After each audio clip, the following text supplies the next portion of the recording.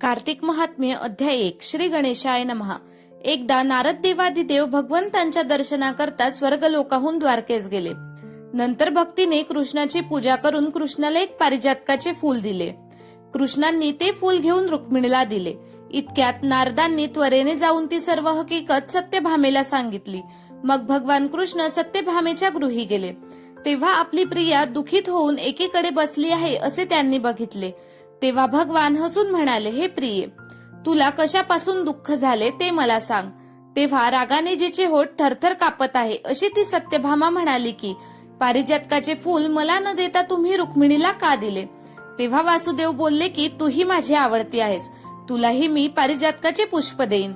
नंतर पारिजात वृक्ष आणण्याकरता सत्यभामेसह वर्तमान गरुडावर आरोहण करून स्वर्गलोकात जाऊन इंद्रात जिंकून तेथील पारिजात वृक्ष उपटून घेऊन द्वारकेस आले आणि सत्यभामेला म्हणाले, हा पारिजात वृक्ष तूच घे, तूच मला फार प्रिय आहेस। पुढे एकदा सत्यभामा मुनिश्रेष्ठ नारदाला म्हणाली, हे नारदा, जेणेकरून श्रीकृष्णांचा वियोग मला कधीही होणार नाही असा उपाय मला सांगा। तेव्हा नारद सत्यभामेला म्हणाले, जे दान करावे त्याचाच उपभोग मिळतो, याकरिता कृष्णच दान दे, म्हणजे तुझा व त्यांचा वियोग कधीच होणार नाही। बरे आहे असे म्हणून सत्यभामेने नारदाला कृष्णदान दिला। नंतर कृष्णच घेऊन निघाले। तेव्हा सत्यभामा नारदास म्हणाली की तू याच लोकी मला कृष्णांचा वियोग केलास, मग परलोकी त्यांची प्राप्ती कशी होईल? तेव्हा नारद हसून म्हणाले, जर तराजूमध्ये श्रीकृष्णच तोलून त्यांचे भारद्रव्य मला देशील तर मी याला परत देतो।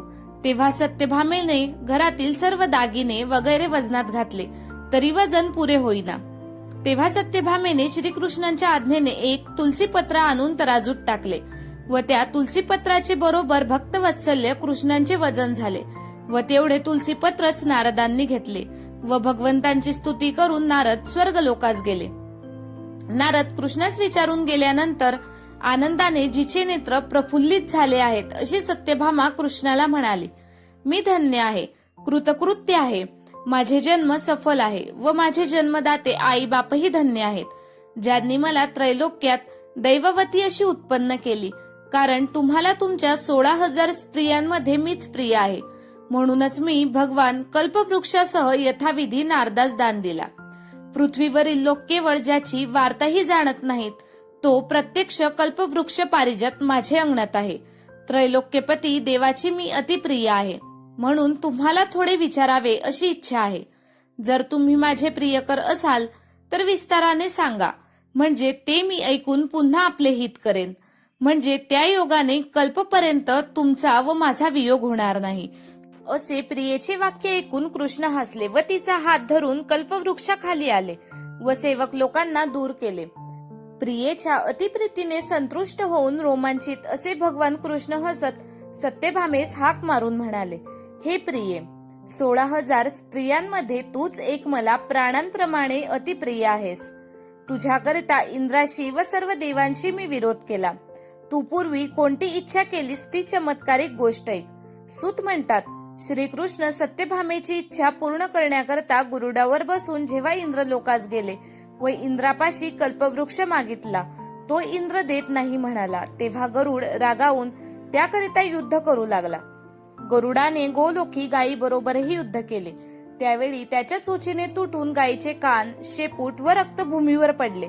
त्या तिन्हीपासून 3 वस्तू तयार झाल्या।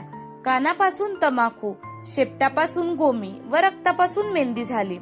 मोक्ष इच्छिचाराने या तिन्ही वस्तू दूर कराव्या, सेवन करू नयेत। गायींनी रागाने गरुडास शिंगांनी प्रहार केला, तेव्हा गरुडाची 3 पिसे पृथ्वीवर पडली। एकापासून नीलकंठ भारद्वाज, दुसऱ्यापासून मोर व तिसऱ्यापासून चक्रवाक उत्पन्न झाले। या तिन्हीच्या दर्शनाने शुभ फळ मिळते, याकरिता ही गोष्ट तुला सांगितली। गरुडाच्या दर्शनाने जे फळ ते यांच्या दर्शनाने मनुष्यास मिळते व वैकुंठ प्राप्त होतो। हे प्रिये, जे देता येत नाही, करिता येत नाही किंवा सांगता येत नाही ते सर्व तुझं करिता मी करतो, तर तुझा प्रश्न कसा सांगणार नाही? तुझ्या मनात असेल ते विचार। सत्यभामा म्हणाली, मी पूर्वी दान, व्रत किंवा तप काय केले होते की ज्याच्या योगाने मी मनुष्य असूनही मनुष्यांपेक्षा श्रेष्ठ झाले व तुमची पत्नी होऊन गरुडावर बसून तुमच्या बरोबर इंद्रादिक देवाच्या स्थानाला आले। म्हणून विचारते की पूर्वजन्मी मी काय पुण्य केले होते, पूर्वजन्मी मी कोण होते, कोणाची कन्या होते ते सांगा. कृष्ण म्हणतात, चित्त देऊ नये. पूर्वजन्मी तू काय व्रत केलेस ते सांगतो. कतयुगाच्या शेवटी मायापुरीमध्ये अग्निहोत्री देवशर्मा या नावाचा ब्राह्मण राहत होता. तो वेदांगे पडलेला असून सूर्याचे व्रत करणारा, अग्नी व अतिथी यांची सेवा करणारा असा होता. तो नित्य सूर्याची आराधना करणारा असल्या कारणाने प्रत्यक्ष सूर्यासारखा तेजस्वी होता. त्याला वृद्धपणी गुणवती नावाची मुलगी झाली. त्याला पुत्र नसल्यामुळे आपले चंद्र नामक शिष्याला तो मुलगी देऊन त्याला मुलाप्रमाणे मानित होता व तो शिष्यही त्याला बापाप्रमाणे माने. ते दोघे कोण एके दिवशी दर्भसमिधा आणण्याकरिता अरण्यात गेले व हिमालयाच्या पायथ्याला वनात इकडे तिकडे फिरू लागले. इतक्यात त्यांनी भयंकर राक्षस येत आहे असे पाहिले व भयाने घाबरून पडण्यास असमर्थ झाले असता त्या दृष्ट यमासारख्या भयंकर राक्षसाने त्या दोघांस ठार मारले. त्या क्षेत्राच्या पुण्याने व त्यांच्या धर्मशीलपणाने त्यांना माझ्या पार्षदगणांनी वैकुंठास नेले. त्यांनी आमरण सूर्याची पूजा वगैरे करून जे पुण्य केले तेणे करून मी प्रसन्न झालो. शंकर, सूर्य, गणपती, विष्णू व देवी यांचे उपासक. जसे मेघांचे पाणी अखेर समुद्रास मिळते त्याचप्रमाणे मलाच येऊन मिळतात. मी एकच असून नावांनी व कृतीने 5 प्रकारचा झालो आहे. तसे एखाद्या व्यक्तीला त्याचे पुतणे, भाषे, नातू, मुलगे वगैरे निरनिराळ्या काका, मामा इत्यादी नावांनी हाक मारतात. तसेच पुढे ते दोघे वैकुंठात राहणारे, विमानात बसून फिरणारे, माझ्याप्रमाणे रूप धारण करणारे, माझ्याजवळ राहणारे, दिव्य स्त्रिया व चंदनादी भोग भोगणारे असे झाले. इति श्री पद्मपुराणे कार्तिकम प्रथमोध्यायः. धन्यवाद.